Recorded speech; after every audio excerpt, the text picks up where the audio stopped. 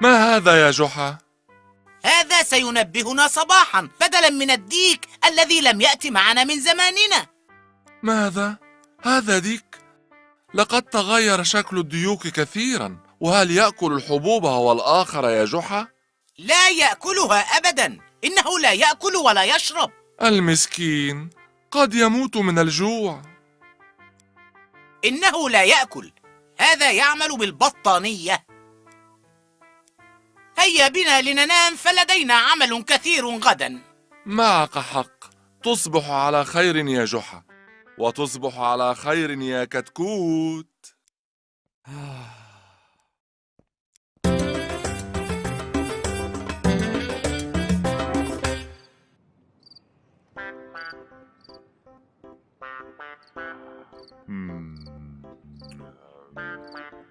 برسي.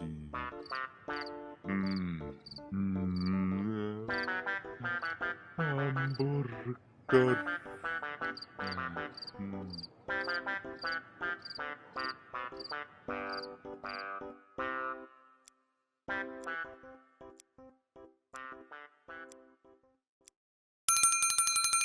ها؟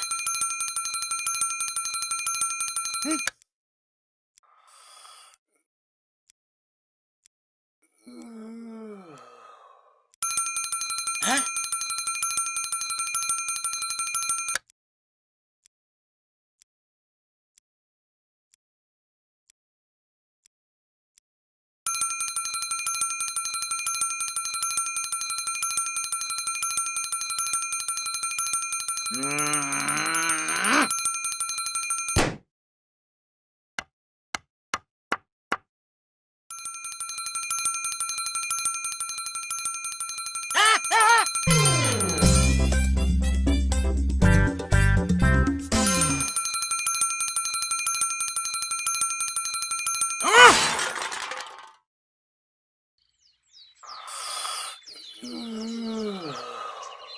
الآن فقط أنام براحتي.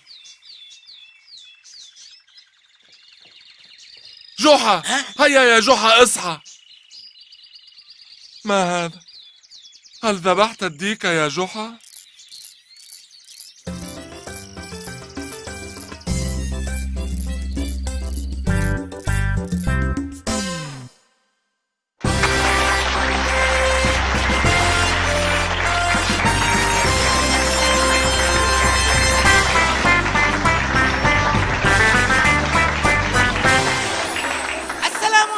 أصدقائي الصغار من كل الأقطار في برنامجكم فوازير جحا.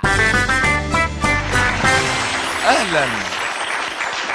من أهم الاختراعات في هذا الزمان الساعة، تعرفنا الوقت وتساعدنا على تنظيمه والاستفادة منه. ولكن نحن أيضا في زماننا كان لدينا أكثر من طريقة لتحديد ومعرفة الوقت.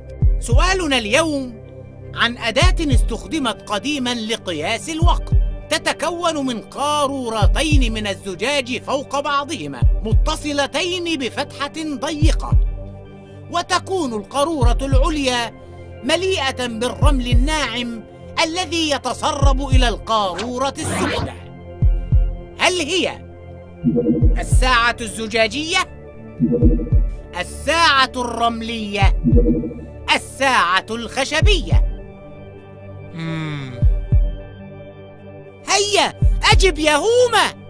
هل هي الساعة الزجاجية؟ الساعة الرملية؟